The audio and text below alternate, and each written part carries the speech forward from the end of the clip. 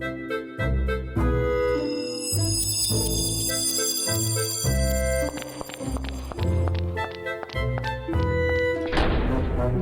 to Puzzling Company, your home for at-home puzzles and mysteries. Here are your hosts, Jared and Zach.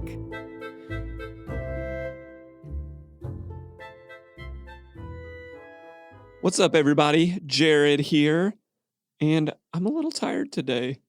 I just had a big sandwich, and I think I'm on a little bit of a sugar low, Zach. Dude, I've been feeling pretty good. I had the gym the other day, and that went really well. I was able to bench 225. Not to humble brag, Zach. Humble brag, Zach. Okay, but I'm doing HBZ. Okay, I mean that's pretty cool. But no, I mean I'm allowed to be happy about it. I'm just very happy with my losing the weight that I have been, and it feels good. It's like one of my big goals. Meanwhile, I'm at my house trying to do morning stretches and want to die after 15 minutes of the YouTube video that's literally titled Beginner Stretches. You're at least trying it. That's all that really matters, Brutal. We are not here to talk about our fitness regimens, Zach. Sorry. I was just telling you how I was doing. Sorry, Mr. Low Sugar Boy. Listen, just don't be upset because I come at you about your humble brags. We're all aware of it. I look forward to it a little bit too. Just like I'm looking forward to today's episode when we have the Wild Optimists back on as our guests. And we got to play technically 5 games, but MSRP 4 games. It's going to be a great episode. And I just want to remind everyone out there that we are coming to you live here, Puzzling Company, from the Deadbolt Mystery Society studio. If you've never played a Deadbolt game, got to check them out. A lot of wonderful options, games that we have reviewed and we really enjoyed. But hang on, we're coming right back at you after this ad.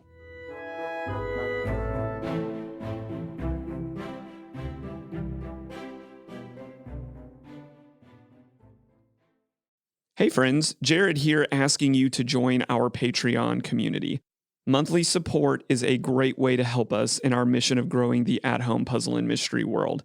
So check out our show notes or go to patreon.com and search Puzzling Company and find the membership level that's right for you. Welcome back, everybody, to Puzzling Company. Here in the first section of the show, we get to talk about everything that we love about the games that we played. And we get to do that comfortably here in the Deadbolt Mystery Society studio, where we've got games posted on our walls. We've got a microwave. We're set. You haven't even talked about the best item, which is the basketball hoop. We have the basketball hoop. Sorry. Not sponsored by Deadbolt Mystery Society, but that's ours. We are looking for a basketball sponsor. Yes. So hit us up if you'd like to sponsor our basketball hoop. Absolutely. But for real, Zach, tell us a little bit about the multiple games that we got to play today. Yeah, so how the base game works is that there are 2 separate boxes that are 2 different versions of the story. One is, I think, Isabel's, and the other is Kira's. The narrative of it in the basic, without going into it in terms of what the game has, is that Kira and Isabel are 2 time travelers who are working together, and their time machine breaks apart, and they get stuck in 2 different parts in time. Don't you hate it when that happens? It happens to me every day. But what happens in terms of the gameplay is that you decide to pick one version of the box. You can obviously buy both. I recommend you should buy both. But let's say you play as Kira's side. So you open up the box, you get some paper instructions, kind of gives a normal format of what most escape from the box have. It's some paper, some tangible items, pretty much it. It gives you instructions on what you are trying to solve. So it kind of gives you an overview of what you're trying to achieve. You complete those things, and if you do it, you are able to unlock something that will tell you that you've won, and will give you instructions for the mysterious third game, in which that the 2 games work together. So you complete both games. You can play Kira's and Isabel's, and after that is over, you get instructions on how you play the third game that requires you to use info from both games, and you have to play split. Yes. So Jared, I believe, played as Isabel's, if I'm not mistaken, and I played as Kira's. So then we had to use information that we had gathered throughout the games and use material from both and work across from each other where we couldn't interact with each other in terms of showing each other items to try to solve the final puzzles. Really unique format. Kind of a risk in the mainstream, if I'm being 100% honest, which is actually one of the reasons why I really like what the Wild Optimists do, because last time with Flashback, they were doing multiple pathways. Now they're doing multiple games that come together to make a split experience. It's really cool. But why don't you kick us off, Zach, on what we really enjoyed specifically about this combination of games? Yeah, I think the first thing we really enjoyed about the Time Drifters experience is that the puzzles alone were fantastic. Yeah. Wild Optimist, I think, does some of the best puzzles I've seen and really enjoy it, as well as the tangibility of the items that you get in both of the boxes. I thought were really well done. It was just really fun. I never felt like there was a puzzle that felt forced.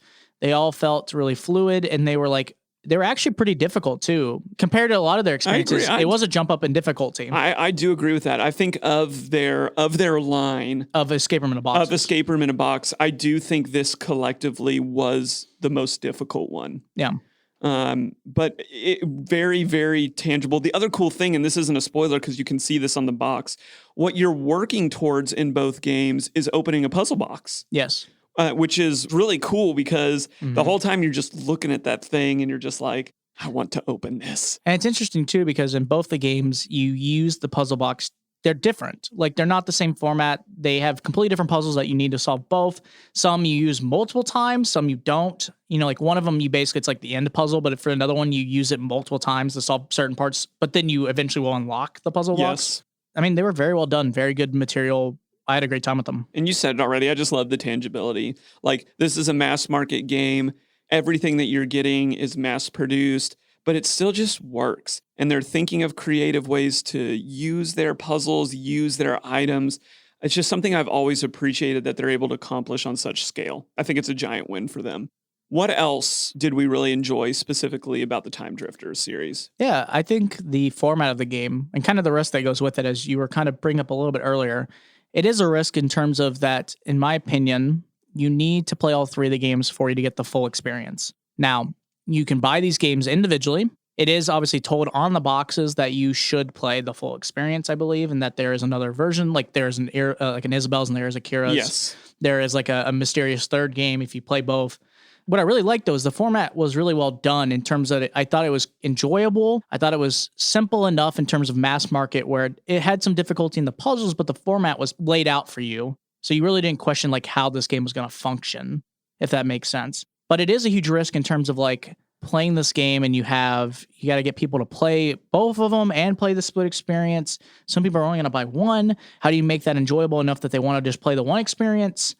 I think it worked out well enough. Yeah, I agree. We love split experience. Yeah. And the opportunity to get to fuse all of these elements together from, I don't want to call them regular games, but from standard escape room in a box type of games to make something more.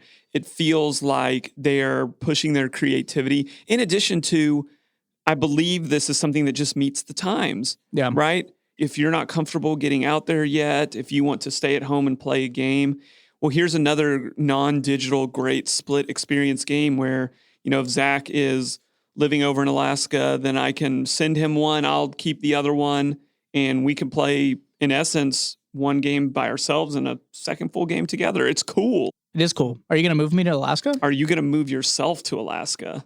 If you pay for it, maybe.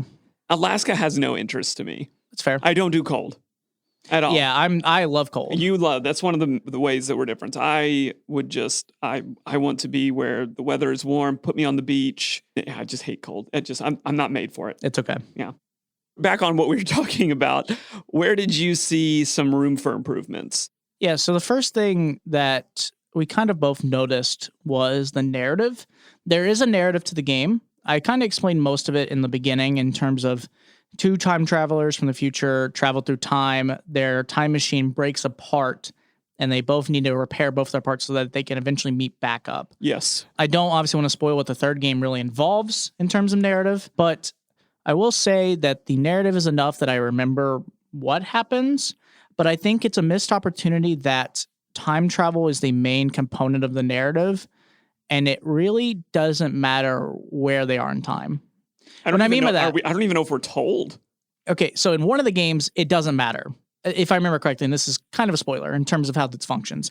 One of the games really didn't ask where you were in time and really didn't matter. The other game does a lot of questions about figuring out where you are specifically in time. Right. And then the third game definitely involves some of it. But what I mean by that specifically in the terms of missed opportunity is like, as an example, in one of the games, time does matter more, and you have to like figure out where your character is specifically in time and place. But let's say, as an example, my time machine's in the prehistoric era. even though my character's there, if none of the puzzles involve me like interacting with like a dinosaur or like a joke about like, oh, the meteor's dropping, or whatever it is, that would have been interesting. But this game doesn't do that. Like it goes, okay, you're in 1500 AD, but in, let's say, Scotland as an example, but there's no puzzles involving you dealing with that. Right. It just goes, okay, you're there, and you go, okay, I got to get out of here. That's it. And I think that's you use the exact phrase that I was going to be. I don't know. This is such a room for improvement, as it feels like a missed opportunity. Because when you're time traveling, I get excited about it because exactly I want to know where we're landing. Are we in prehistoric times where I get to meet a dinosaur? The narrative that they told was fine. There's nothing wrong with it. It feels like they missed the opportunity of a fun interaction with being stuck in a certain time period. Yes, 100% agree with that. Because literally the whole thing is get out of there as fast as possible. Yeah, it literally doesn't matter where they landed. The whole focus of this entire game is on the machine. Correct. And that's fine, but I personally feel like you didn't have to do time travelers to do that. Like any machine could have split apart a clock tower, sure, yeah. like an engine, like whatever. So I personally and it may have just been expectation management, but I personally just feel like, man, that was a missed opportunity to do some more fun stuff with where they were narratively. And then second, you talked a little bit about this, but I just want to reiterate this is I would not buy and don't think you should buy just Isabel or Kira's story. Agreed. I think by themselves, the games are weaker. They're like fine. I think the way I explained it earlier that I still agree, at least in my opinion, I think they are fine solo experiences. Like they're good enough. My issue is that they're like a okay/good game alone, but they really need to have all three to played for it to be a good/great game. Like if you're listening to this, go buy both. Yes, you should go. If you just play one and ask yourself, should I play the other one? You're going to miss it. Yeah. And you shouldn't miss it because this is really unique in the mass market space. It's worth your time and money. But what's hard is they offer them both separately. And I get why they do that, right? Yep. I understand the logistics of I'll buy one, you buy one. That way I don't have to ship you one if I both of them. Like I get it. But by themselves, even at the price point, I think I looked up on Amazon, I think they're about $15 solo. By themselves as standalone experiences, they were not the strongest of games. Put the whole thing together, it's wonderful. Yeah. Stand it alone. And I feel like we have to judge that a little bit because that's how it's sold. Like that's how it's put out to the general public. Agreed. So that was just our recommendation for if you're going to play this, make the leap, get the whole thing. I don't think you'll regret it at all because all together it's really strong. Mm-hmm. Now, Zach, I want to move now to talk about Crimes and Capers a little bit. Yes. And I'll get into the format a little bit if you're okay with that. Fine. Yeah, gosh, I know. I'm just the worst at describing. That's true. Crimes and Capers is really cool. If I had to pick to play one again, I enjoyed our time more in Crimes and Capers than I did in Escape Room in a Box and Time Drifters. So the format of how these game works, it's really cool. You, in essence, can divide the game into two parts. It is role-playing, which is a lot of fun. Everybody, you can kind of treat this like a murder mystery dinner like you would back in the day. Invite people over. They give you really cool stuff to be able to do that, like costume recommendations and drinks and stuff There's like that. a host guide. There's a host guide. Yeah. It's really cool. But in essence, the way that the game plays is part one is you are collaboratively working together on escape room style puzzles in order to open up a lock. Mm-hmm. Part two then transitions into a more classic deductive reasoning criminal type of situation. And that's how it plays. And that is really fun, really unique. I don't see a whole lot of that, but it was fun. And Zach, what was our number one reason why we enjoyed this? Well, okay, so I will explain that in both the games in the part two, they are a little different. Yes. They are both deductive reasonings, but in one, Lady Leona's Last Wish, Yes. I believe that the ending, how it works, is that you are trying to figure out a certain room that this event or where the treasure's hidden from the will. And so it is kind of more like you can split up into teams. It lets you know you can play this as teams, or you can all of you can split up in your own teams and go for it. And nothing was more hilarious than having the competitive aspect of seeing how we tried to see who could get it first. It was a lot of fun to have a competitive element. And again, that's not in High School Hijinks. In High School Hijinks, the difference is that you all still work together in the second section, but you are trying to figure out who framed one of the students. There's some narrative that I don't want to spoil, but yeah, there's a student who's like does a lot of things for students, like helps people like get grades, give them it's kind of like the dealer, like it helps everyone, but the teachers hate them. And they frame the student for something, for like a criminal-esque thing. And so you, as other students and cliques, so you have like the classic jock, the nerd, the athlete, like a bunch of different things. What, Drama King? There's a bunch of like Drama Club King. There's some funny roles. But yeah, you all work together to try to prove that person innocent and figure out which of the like staff is the one doing it. Yes. But yeah, they were really fun because I really did enjoy the deductive reasoning of the games. But I will say in Lady Leona's Last Wishes, it was a lot of fun having the competition aspect. And I want to jump into our first because it was the role playing. Yeah. It invites you into dressing up if you want to. Some of us decided to use voices because there is a lot of narrative that they encourage you to read out loud.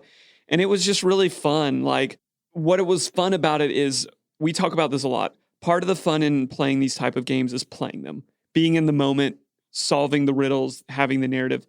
The other section is what we do on this podcast. The debrief for us is so much fun. But what was so much fun about this is there was so much talking on the front end, which we never talk about because we all had to pick roles. It was hilarious to say like, Zach, like this character in Lady Leona's Mirabelle, she's really analytical. She's kind of like you. I think you should be Mirabelle. I will say her character, like they get information that they get to tell the other players. It's so funny how much I would write like that in terms of like how I would analyze a situation, because she was just writing like, this is fact 1 of what happened. This is fact 2. This is what I concluded from the situation, like stuff like that. It was pretty funny. You get to have these conversations on the front end and joke around. Like, one of the funny things that happened when we were playing is we played the first game with 4 people. Yes. And the second game with 5 people. My wife joined us for the second game. And what was really funny was we were all trying to decide what role we think she could play. Yep. And I know her very well. And shocker. And she's a total teacher's pet. And I said that to her, and she got all up in arms. It was like, I'll be the nerd. I'm not going to be the teacher's pet, which was really sad because I think the other 4 people at the table all secretly wanted to be the nerd. I picked what I would have been in high school, which was the jock. I've always been the nerd. So I wanted that role. And then to see like my wife not have this moment of like clarity, to see that you really are the teacher's pet. Like, it was funny. But again, like, I don't know another game where we were encouraged so highly to do all of these things and enjoy the front end so much. Yeah, I know like Society of Curiosities. I know we've played a few of their experiences where they offer a lot of that, like drinks and music. And I think dress up and stuff like that if you wanted to do it, but it's like optional things, but it doesn't require you to like introduce your character and stuff. They do a good job of like their NPCs do that for themselves. Yes. But that's the only game I remember off the top of my head that has as much hosting information in terms of like making it more an event. But this game makes you do it on the front end. And clearly part of the game is doing that, even without the dress up and stuff like that. So I really liked how that worked. It just made the whole thing more enjoyable. The characters were memorable. And the second thing is, and we're kind of hinting at this earlier, is, Zach, this is such a fusion of the different types of games that we play. Yeah, I mean, it literally is like escape room-esque for the first half of the game, and it's light escape rooming. So it's like, I think it ends up being like 6 puzzles in each, but you basically have to answer 3 questions in each to one, unlock the like box or the safe or whatever it ends up being. That's the tangible item in the game. And then the second half is deductive reasoning. So in the first game, it's trying to solve an element of the will. And in high school hijinks, it's about figuring out who has been framing the student. Yes. So it was really fun because it felt like we got a little bit of both. Like, it wasn't an insane amount of puzzles. The puzzles were fun. We completed them. You get to like open up the box. You get like that escape room tangibility feel. And then you get through it, and then it goes, okay, now you have all this info. Now you must do deductive reasonings and do like Scooby-Doo-esque. And it was fun. And I love that because, again, I think this is the perfect game at an intersection. Yeah. So if you're out there and you're like, oh, I'm not too much into escape rooms, but I'm not too much into these crime, this is very light. The narrative isn't very dark either. This is very similar, in my opinion, to when we talked about Deadbolt. Yeah. It has elements of all of those. But what's nice about this compared to Deadbolt is that it's sectioned. I'm only dealing with escape room style stuff in the first section and only deductive reasoning stuff in the second section. But the other cool thing about it is that once you get to that deductive, you need stuff from everywhere. And it was just woven together really well. Like I would gladly get a big group together and play more of these. And that's the other thing that I would say before we move into our room for improvements is these games require a minimum of 4 people. Yes. And it was fun for Zach and I to get to play with more people. I'm not saying we always want to do that. We're a pretty stone cold twosome for most games, but it was fun. And to see that it worked, because my hesitation with bigger games is always, it's not going to work. We're not going to have enough to do, but they did such a good job of making this a larger group game. Mm-hmm. We had to throw that in there as well. But Zach, we didn't have very many room for improvements for this, but kick us off with what we had. Yeah, the only real thing we had for these games was the hint system. Now, to be very clear, I think the hint system was very well done for part of the game. So to explain, with the first half being more of the escape room puzzly style, you get a hint system for it as well as a combination lock checker. So what that means is like there's the combo lock on the tangible item in the game and you had to unlock it. But so you could go like, you could try and let's say you got it wrong. You could go to their website and test the code and it would tell you like which numbers were correct and incorrect.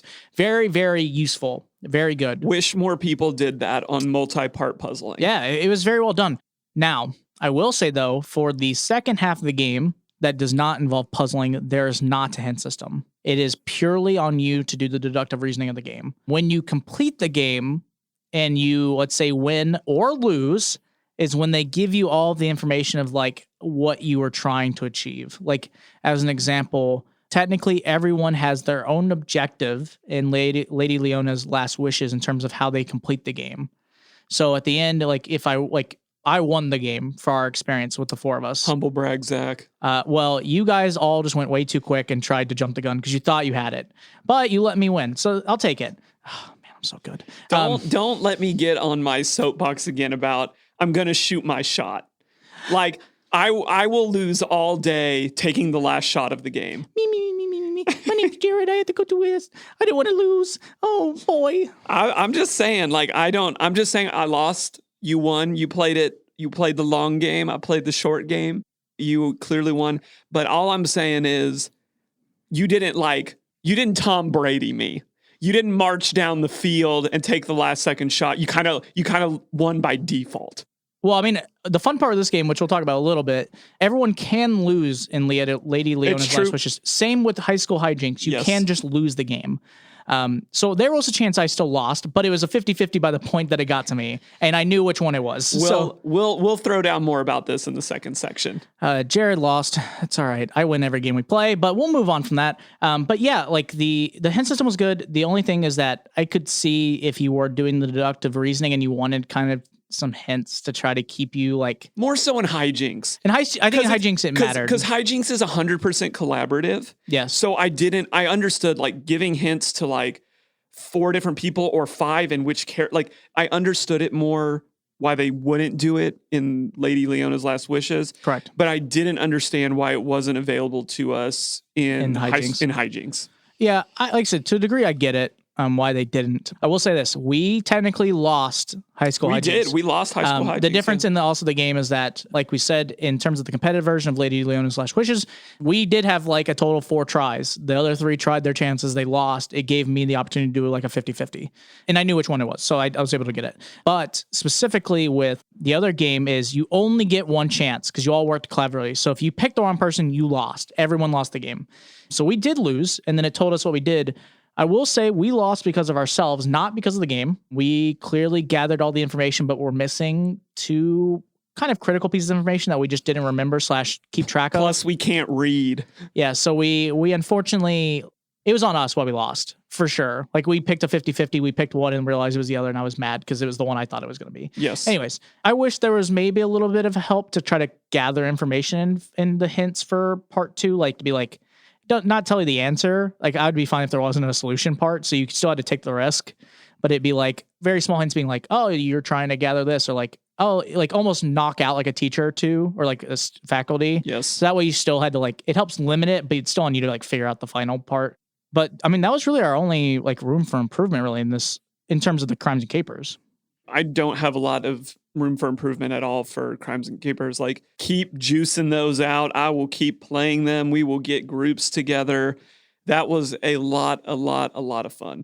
Yeah, I mean, they both were really fun. I think that, if I remember correctly, I think one of them goes on Amazon for a little bit more than the other one. I think it was just like a seller thing. Maybe. Like when we were looking Okay. at that, like we'll have links in in the show notes and you can check it out. But I think all of these games are worth a try. It's really cool to see, again, the Wild Optimist bringing things that we so often see kind of in the smaller puzzling community, these differences in formats and really, like, I would call it innovation, and then bringing that and trying that in mass market. I love it. I love it. I love it because the more and more that people get a taste for diversity of format, I feel like that just benefits the community as a whole, because then it opens them up to playing all of these different sorts of games, and they're ready to do so.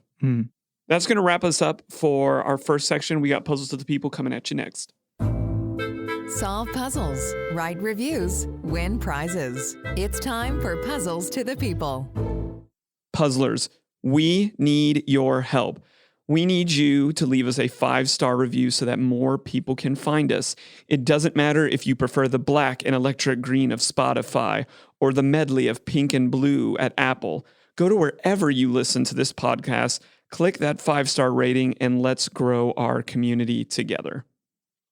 Well, welcome back to Puzzling Company. We are now in the second section that is Puzzles to the People. We are in the Deadbolt Mystery Society studio today, as we have been the last few episodes. If you've not played a Deadbolt Mystery Society game, you should. So good. Yes. Really enjoy them. Great place to start. Definitely agree with that. So now we are in the second section. If you know this and you've seen some of our episodes before, which hopefully you have, this is a section that I find crazy for me.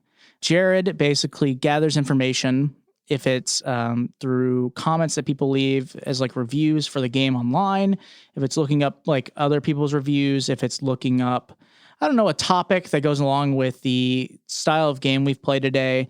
But he just presents it at me at random and doesn't tell me about it in advance, so that I just have to quickly think about it and answer the question. We kind of have like a little bit of a back and forth.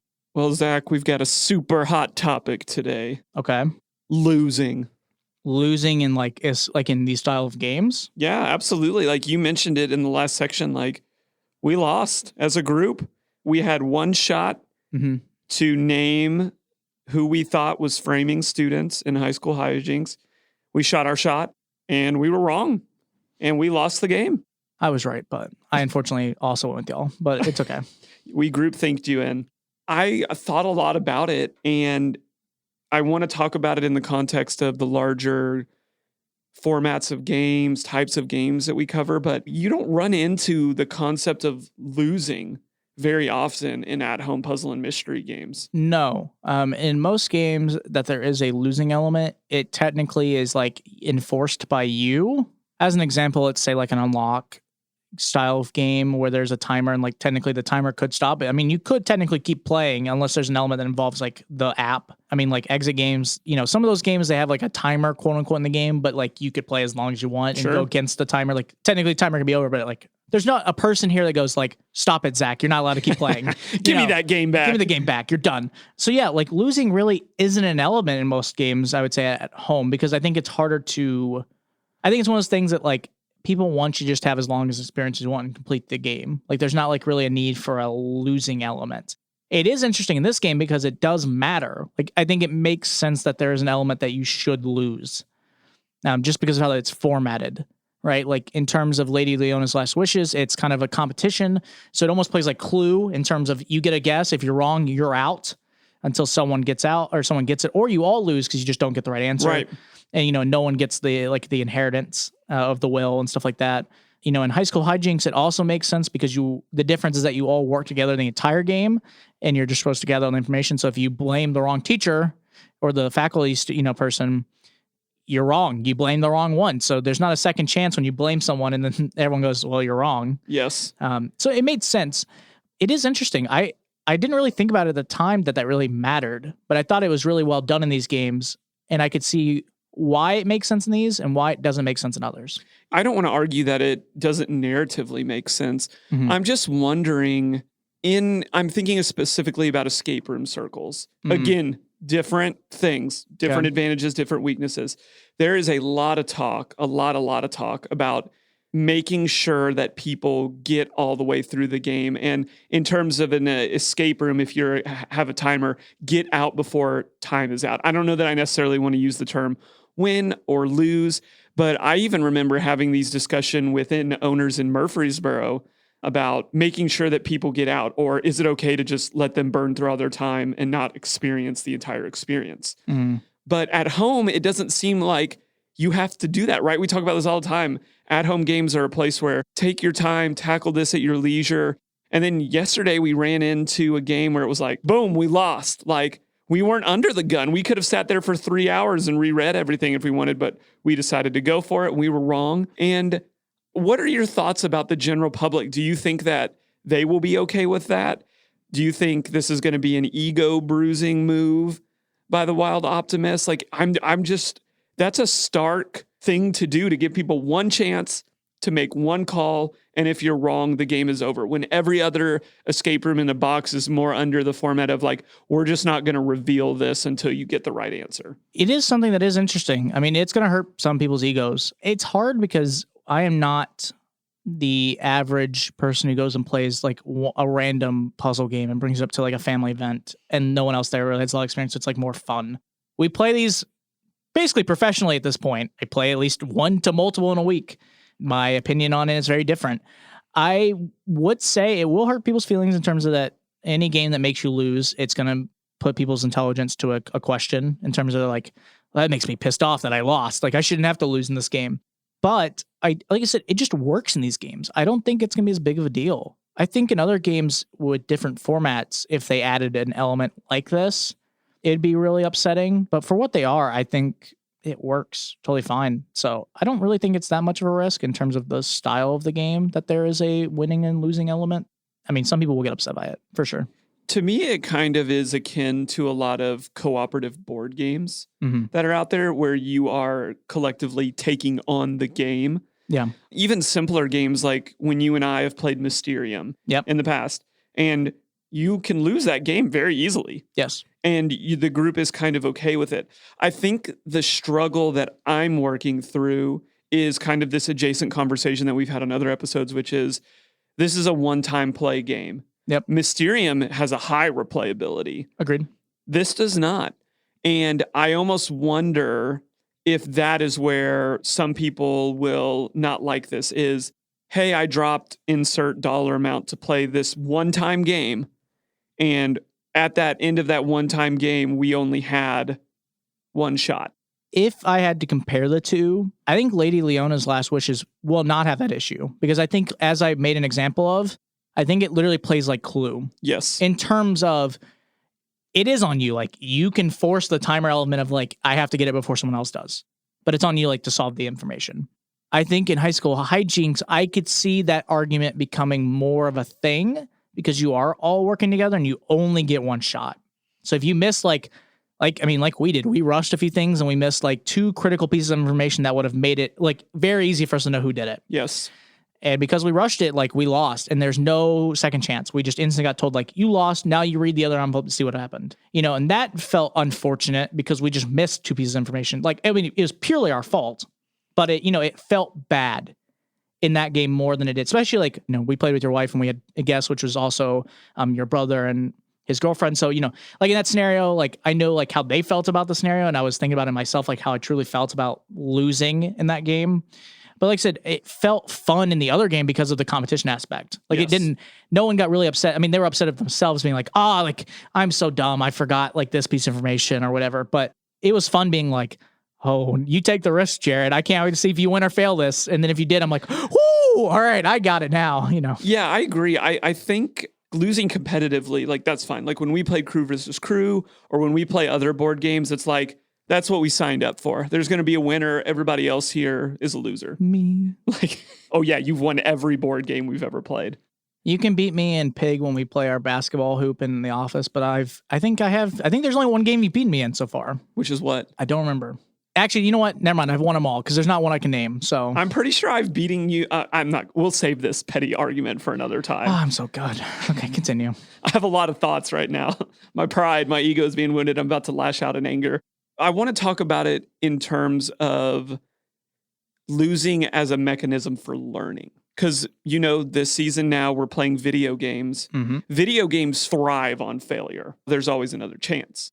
Yeah, I mean, some games are made that you're supposed to fail literally all the time until you find the right answer. Like, that's how the game functions formatically, that you are supposed to make mistakes until you get it. Like I've been telling you, I've been playing Link's Awakening on the Switch. You fail a lot in that game trying to figure out how to find this, defeat this boss, but you understand that that's part of the process. Yes. But that kind of stands in stark contrast to this model of, well, what if you got to fight Ganondorf at the end of any Zelda game and you literally get one shot. You got one shot. Good luck. Like, you would hate that game. Yeah, I would be very frustrated if I got to the final boss and had no chance to redo it. Yeah. If you get one shot, that would be very infuriating. Like in that scenario, yeah. I guess in terms of the games that we played today, what you could have done is say, okay, I lost. Let's take a second guess. There was nothing preventing us from doing that. Except me with the metaphorical gun to the back of your head saying, like, we're not taking any second chances, Jared.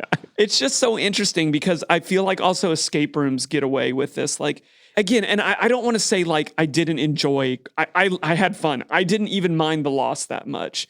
I'm more trying to frame the conversation in adjacent spaces and in the world that we cover. Jared, why are you crying right now? I just wanted to win so badly. I know. I tried to put an innocent person in jail. Like, do you know what that? I'm sorry. They were all bad staff anyways. It's okay. That was a terrible school. Actually, one of them was fine, but continue. But it's so interesting because in the escape rooms, if you looked at the national average of what people post as their escape rates, the majority of the United States are losers at first-time escape games. Oh, yeah.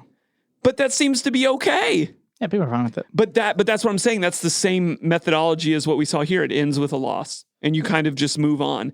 Because it seems to be that the mindset in all of these is like the experience up until the end is worthwhile of your time and money, regardless of how you fail. Would you agree with that? Yeah. I think with how the games function, it did. I think it felt more like that in Lady Leona's than it did in High School Hijinks in terms of like, it felt more disappointing to lose in High School Hijinks in terms of like, okay, like the first half was fun enough, but like us failing it didn't make us feel good either. Like, so we kind of like, I wouldn't say regret, but we thought about it more and like what we missed. Yes. But I think in Lady Leona's, it was as fun like failing as it was winning in terms of like, I mean, it might stink if you lost, but like, I agree. Like, I think we all had fun being like, oh gosh, like someone's going to get it before me. Like, like I know you and Jordan in the scenario both were looking at each other being like, okay, how about we both write down our answers and we both try, or whatever, like joking about it. And I'm like sitting there like, yes, please, all of you guess. I need to know. We talked about this on another episode, but I just think there is more room to do competitive escape. Like that was so much fun getting to do that. And I really, really enjoyed that. But can you think of any other examples of losing where it was placed? The other thing that we haven't talked about is when games do have a lose mechanic, how do you do that well? Because right now we'll be very outright. We're working on building a new game at Murfreesboro Escape Rooms. Yes, we are. And one of the big things that we are trying to work in is having a good time's up narrative out for groups who do not make it out in time. Yeah. Right?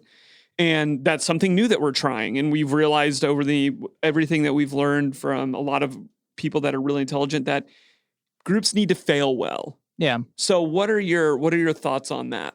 In terms of other examples of games that do a losing mechanic and how it functioned, there's not many. I think of most of the at-home games we've played, there is not a loss mechanic at all. There are mechanics where there's a timer, but like I said, that's really the only forced element of it. The last game I can think of that had a pure losing element is got to be like the Unlock games in terms of their app.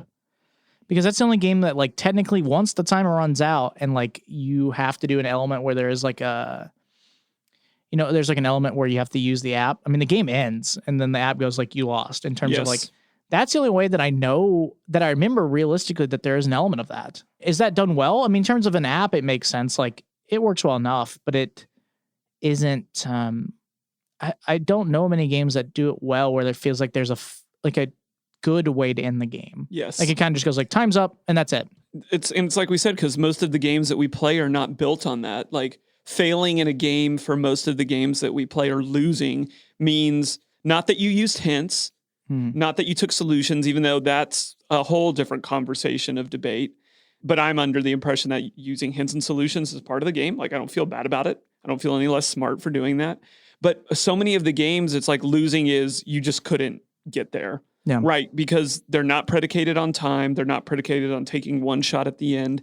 So I don't know. I wanted to have that conversation with you because I was so struck by that decision. Again, not in a bad way, but I just wanted to look around the world and talk about losing. Because according to you, apparently I do a lot of it. Yeah. We'll talk off air. I mean, I'm leaving soon, so good luck. Good luck. It's the competitive side of me. That's okay. I can't help it. Well, I'm going to let Jared go and cry a little bit. I know it's hard, but we are going to be right back with questions for creators. There are some awesome people who make the puzzles we love to solve. This is Questions for Creators.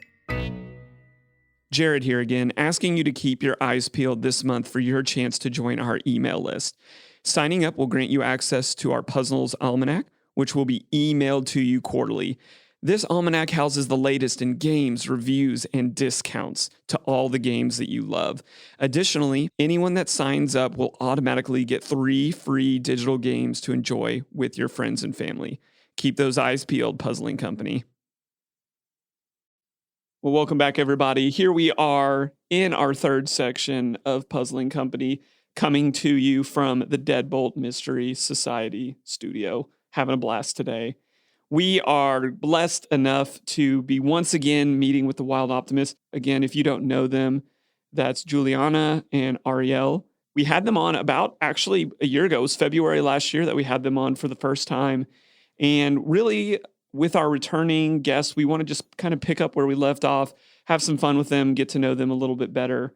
Let's jump right in and catch up with them. So, ladies, what have you been doing over the past few years? We've played some of the games, but what else has been going on in the puzzle world with y'all?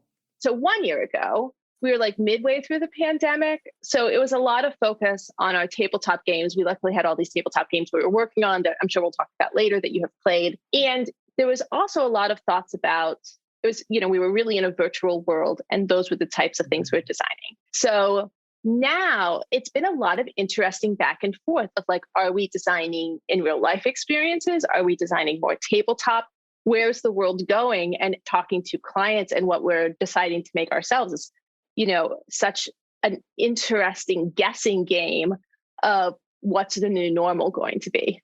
Yeah. So I think where we've landed at this point in terms of like what's going on, what are we working on? Like it's been a mix of the two. And it's kind of a, here's hoping that all of these in real life things will actually go because, there's one project that we're working on right now that is just such a bucket list, like dream project if it goes, but we'll see. Like this might be something that we never get to come on and talk about because we just don't know what the world is going to be like. And then tabletop is, of course, like our roots and our love. And we've always got some tabletop stuff going in the background too. So on the show, we've had you on before. You talked about the limitations of mass market games, just kind of being limited to certain resources, material, so on and so forth, that it fits the wide audience. But if we were to give you $1 billion, what game would you make? I actually think, a realm that we've played in a bit and we are continuing to play in, although nothing's hit because it's like winning the lotto, is working on a television show. Not working on creating a television show. We have worked on television shows. And I think that's actually my bucket list dream at the moment. You talk about a billionaire coming in, right? Well, those are the billionaires. And it's getting to create a thing that doesn't have to necessarily withstand thousands of people. And where you might be able to cheat a little bit in terms of like, somebody hits a button and that door over there opens, but you don't actually have to build the tech to do it. A PA can open the door when they hit the button, right? So you can design puzzles that might, without thinking about, is this technically possible? but more about, is this fun? Is this satisfying? Is this the best version, the most exciting version of this puzzle or this game that we could possibly do? And you could do that on TV because, look, the contestants are signing their lives away, but then tons of people would get to see it. And I think, obviously there is a vicarious pleasure in watching people on a television show. That's why TV is so popular. So I think for me, it would be, taking sort of the wild ideas we have that we tend to distill down either into puzzles for in real life events or puzzles for our tabletop games, and creating that incredible version that doesn't have to be fully realistic.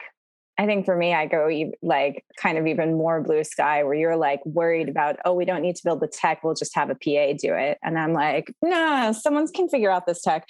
Like, I would want to make a giant immersive experience filled with actors where you get to like actually step into a world and there's all different kinds of crazy puzzle tracks and quests to go on, and there's narrative tracks. And so there's just like, I love the idea of 100% just transporting people into an entirely different realm. And then they need to use their wits and their charm and everything about them to make their way through it and have some sort of different ending and some sort of different adventure. Like, that's what I want. I want to give people adventures and joy.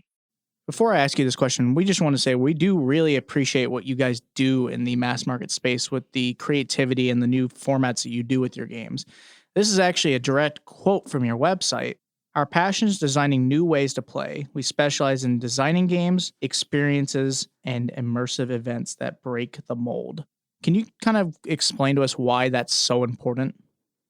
I think people underestimate the mass market in that I think the way to be successful in the mass market is not to just do exactly what has come before, but to think about, how can I take, and this is on our website too, like take something that is familiar and engaging and fun and level it up and put some different twist on it, put something new. We both come from that screenwriting background, and you always want to start in the everyday world. In the hero's journey, you start in the everyday world, and then they go on an adventure and it changes. And so I think a lot of our game design starts with, okay, what's something that people know and like? And then how do we take it and put a different and new spin on it? So like the two games that just came out, Escape Room in a Box is a brand that has been out there for a number of years. It's familiar at this point, but then how do we take this new spin to kind of have people be able to play it in a whole different way? And Crimes and Capers is an updated take on the murder mystery party. So I think that's really what gives us the entree into mass market, is saying it's something you kind of know and you kind of like, but then there's also something completely different about it. I'm going to add on to that.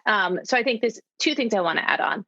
We would not be able to do this without the people at Renegade, and without the people at Mattel, and without the people at Arcane putting trust in us. The way we want to shift a genre is the right way to shift a genre, or will sell.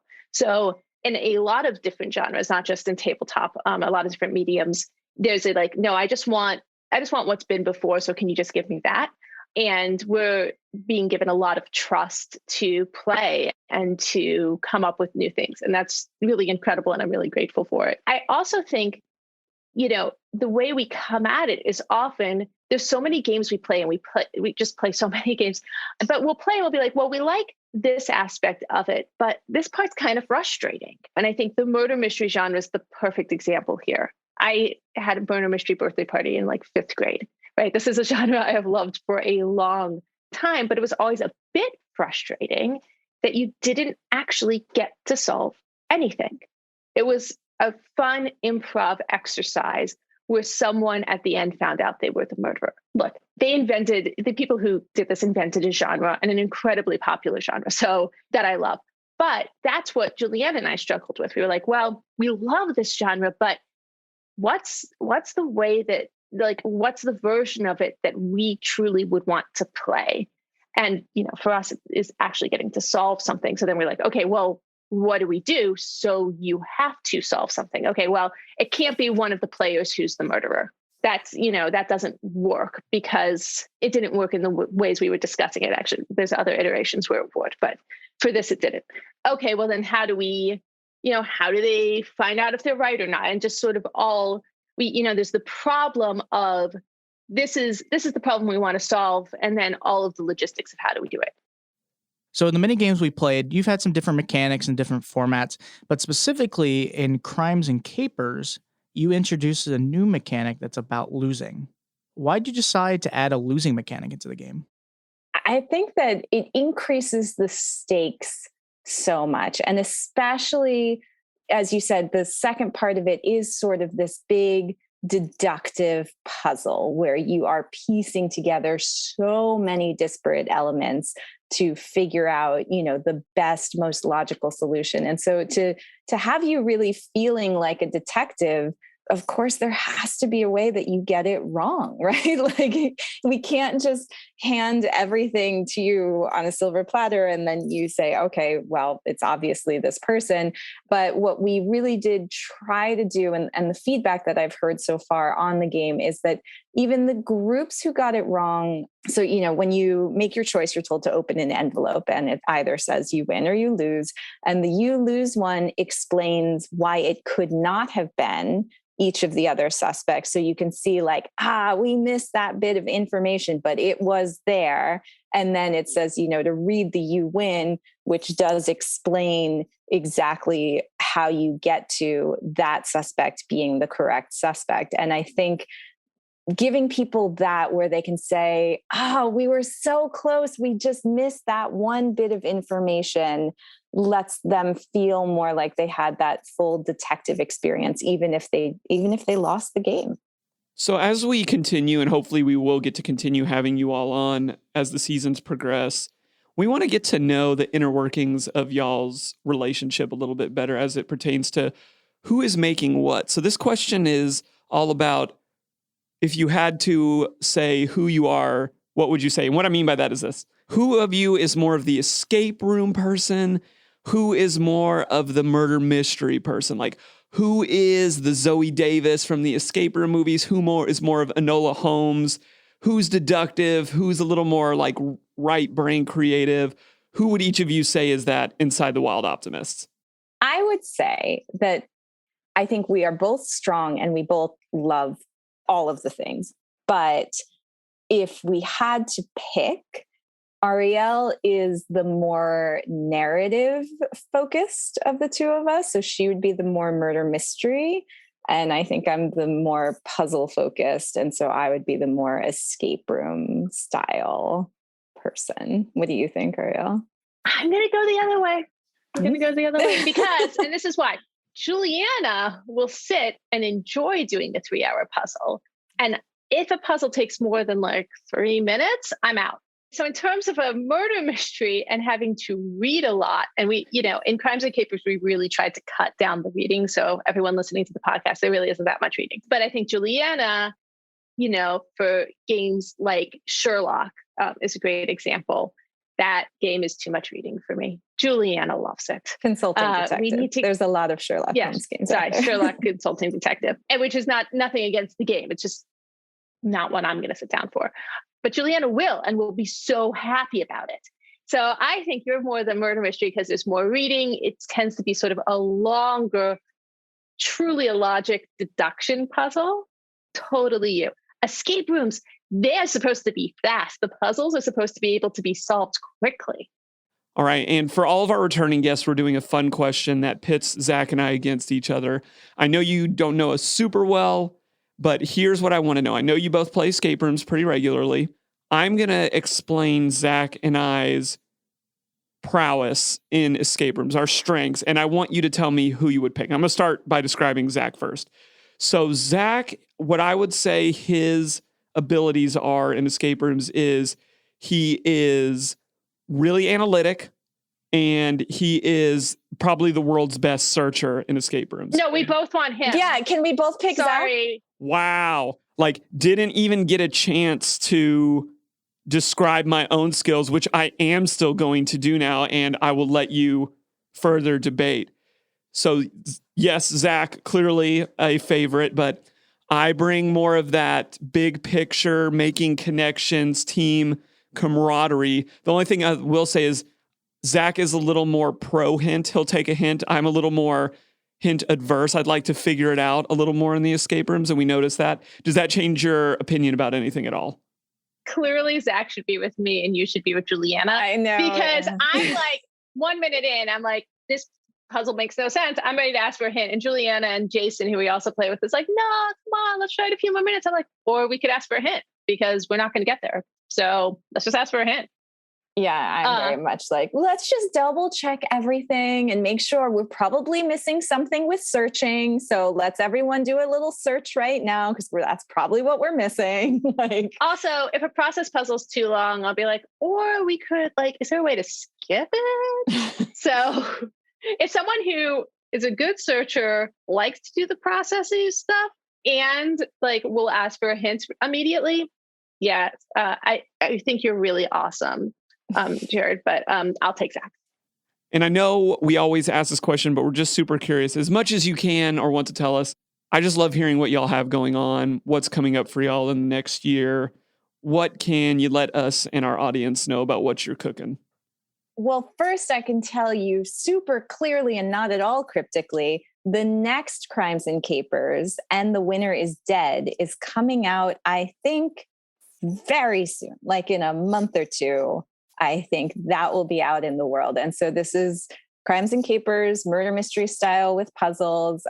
This one features an actual murder, and it is at a music award show. So everyone gets to take on iconic musical archetypes. So you've got like the country star and the rapper and the soulful indie singer. So that one is a lot of fun. And I will say too, you always get documents for your character. So you get their social media scroll, and it's literally a scroll. You get to see all the social media posts of the night. So that is a very clear thing that you can look out for coming out soon. What can't we talk about? Well, Juliana kind of mentioned earlier, we have an in real life experience we're developing right now that it's the most exciting thing. And I really hope it happens. A couple, sort of in the normal world is if music festivals happen, we have a music festival coming up. We'll see. We have a couple tabletop things we're working on, a couple that are really exciting, a couple that I would say you really are sort of next level new entries into the mystery puzzle genre that we're incredibly excited about, that would just be so different. And that's always what we love. And I'll say we worked on a project that when it opens, that one is going, but it's escape rooms done in a very different way that is going to just be epic. Epic is probably too small a word, actually. Like, I had forgotten about that because we finished our part of it. That one we should be able to talk about if we come on again in a year. It's really cool. It's really cool. And then there's a couple other projects that we're hoping will happen that are also in sort of new spaces that we haven't worked in before that I think will be very buzzy and cool, and some stuff with other really cool people that we've been wanting to work with. I just want to say thank you so much, Juliana and Ariel, for coming on the show again. We just love having a chat with you. It's just fun to catch up and see what's going on. Yes, thank you for coming on. That's really going to wrap us up today for our episode, except we've got to let people know how to shoot the Wild Optimist some love. What would you say, Zach? Yeah, there's a few different things that you can do to show your support to the Wild Optimist. The first thing you can do is you can just go to Facebook and look at Wild Optimist. You can find them on there, most social medias. You can go to wildoptimist.com and see all their stuff on there, as well as if you want to play any of their games, you can find all of them on Amazon. And there's quite a few, all of the Escape Room in the Box series, like we mentioned, Crimes and Capers. And hopefully we'll see some new titles up there soon with what they have going on this year. Mm-hmm. Zach, I feel like people can help us too on this journey. Yes, help the creators, but are we not creators as well? Well, we're not creators of at the At Home Games, where we do create a podcast. We do. And you can support us. That is correct. You can support us on Patreon. You can go to our Patreon and look us up for Puzzling Company, and you can support us in any way you like on there.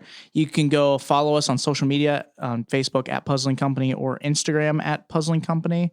And the final thing you can do is you can leave us a nice 5-star review wherever you listen to this podcast. And leave us a review. Or you can also, if you like, you can send us an email with just saying you guys like the show, telling us how you like me more than Jared, whatever. Or how you wish Zach would just stop the Humble Brag show. Like, whatever you want to hear from it, we're open to it. Yeah, you know me. Jared knows me very well. I humble brag all the time off air. It's just like, it's all I hear about all day, every day. Like, I'm just so buff. I'm so cool. Yada, yada. Like, we get it. I'm not even that buff. I hope to be. But anyways, you can support us in many different ways. And we've appreciated everyone who's supported us so far. Yeah, we really do. It just means the world to us, like we've said in past episodes, that we have the following that we do and the supporters that we do. Thank you very, very much. Zach, where are we heading next week? What are we playing next week? Well, Jared, I'm going to honestly keep it a secret. Wait, so you know? I do know, but I think it'd be fun if people did know what's coming next week. Wow, that's a lot of anticipation. I like it. I like your style. Thank you. Well, that's where we're going to leave it today. Next week, who knows? We'll see what happens. But for Jared and Zach, this has been Puzzling Company. See you guys. Thanks for listening. Find us on social media at Puzzling Company and online at puzzlingcompany.com. Check back weekly for new episodes. Until next time, keep puzzling.